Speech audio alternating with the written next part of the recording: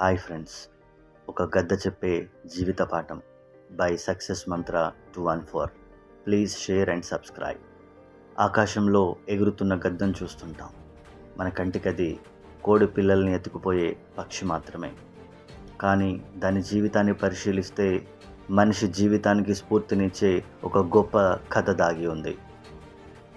గద్ద జీవితకాలం 70 సంవత్సరాలు. గద్దకి 40 ఏళ్ళు వచ్చేసరికి గోళ్ళు బాగా పొడవుగా పెరిగి ఆహారానికి పట్టుకోవడానికి కూడా సహకరించకుండా మారిపోతాయి. పొడవైన దాని ముక్కు కొన వంగిపోయి ఉంటుంది.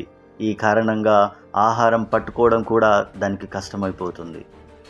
ఈకలు దట్టంగా పెరిగి దాని రెక్కలు కూడా బరువై అది చురుకుగా ఎగరడం కూడా చేయలేకపోతుంది. ఇలాంటి సమయంలో గద్ద ముందుంది 2 దారులు మాత్రమే. ఒకటి ఆహారం లేక చచ్చిపోవడం, లేక రెండోది తనను తాను మార్చుకోవడం. గద్ద రెండో దారిని ఎంచుకుంటుంది. ఆ మార్పుకి చాలా సమయం పడుతుంది. అయినా అది మార్పు కోసం తనకు దగ్గరలో ఉన్న ఒక ఎత్తైన కొండను స్థావరంగా చేసుకుంటుంది. పెరిగిన ముక్కు కొనను కాలి గోళ్ళ మధ్యలో పెట్టుకొని బాధ కలిగినా కూడా నెమ్మదిగా దాన్ని వలిచివేస్తుంది. ఆ తర్వాత ముక్కు మళ్ళీ కాస్త కొత్తగా వచ్చి పదునుగా పెరిగే వరకు ఎదురు చూస్తూ ఉంటుంది.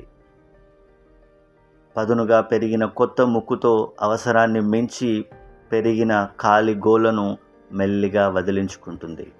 ఆ తర్వాత తన ఈకలను తానే పీకేసుకుంటుంది. అలా మళ్ళీ కొత్తగా జన్మిస్తుందన్నమాట. బరువుగా ఉన్న తన రెక్కలు తేలికైపోతాయి.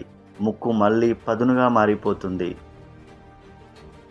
గోళ్ళు ఏదైనా పట్టుకుంటే వదలకుండా తయారవుతాయి. మళ్ళీ బతుకు పోరాటంలో దూకేస్తుంది. గద్ద జీవితంలో ఎంతో స్ఫూర్తినిచ్చే స్టోరీ ఉంది కదా.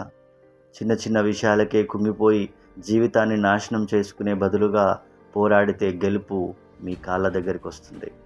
మనం గెలవాలంటే మనలో మార్పు తప్పనిసరి. అక్కడే ఆగిపోతే ఇక సమాజం మిమ్మల్ని పట్టించుకోవడమే మానేస్తుంది. నీ రాత రాసేదెవరు, నీ దారి మార్చేదెవరు? కలలు నీవి, కష్టం కూడా నీదే. తలచేది నువ్వు, తలబడేది కూడా నువ్వే. ఓటమి నీదే, గెలుపు కూడా నీదే.